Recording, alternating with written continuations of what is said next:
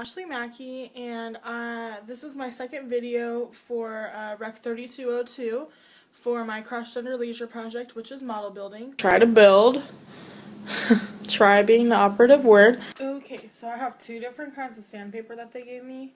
The first one is 120 grit, and the second one is 200 grit, and I learned that the larger the number or the more grits per square inch, which it'll be finer. So this is the 120 grit, and you can see the difference in the 200 grit.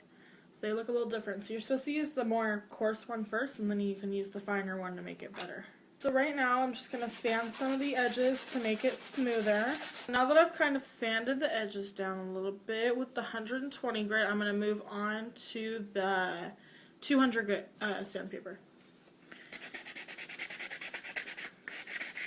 Okay, so now I'm going to glue the engine into this hole right here.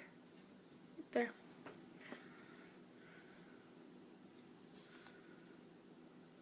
Put a little bit of glue in there. A little bit of glue around here. Just make sure it stays in place. Okay.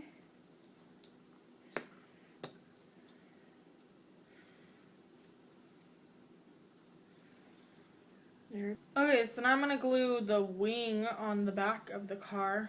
I don't really know what it's called. They called it a wing. I don't think that's right, but we'll see. So I'm going to put a little bit of glue on the sides of this because the notches go all the way to the bottom.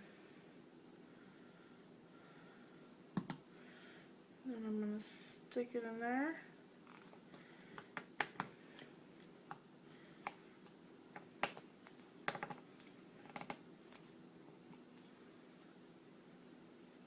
There you have a wing on the back of the car. Okay, so now I've sanded down the parts that I need to put the nails in, or you can call them the axles for the tires. So I have 4 tires and I have 4 things to put in there. So I'm just going to put the nail or the acting axle in the hole of the tire. And then I'm just going to push it on in there. Now I have a wheel. Number 4. There you go. So now you got wheels on all 4 sides. You can roll now. I already started one of them.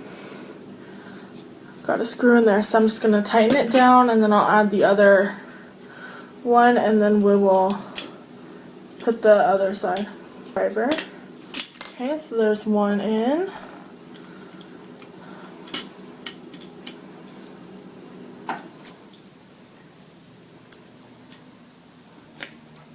Alright, and there you go.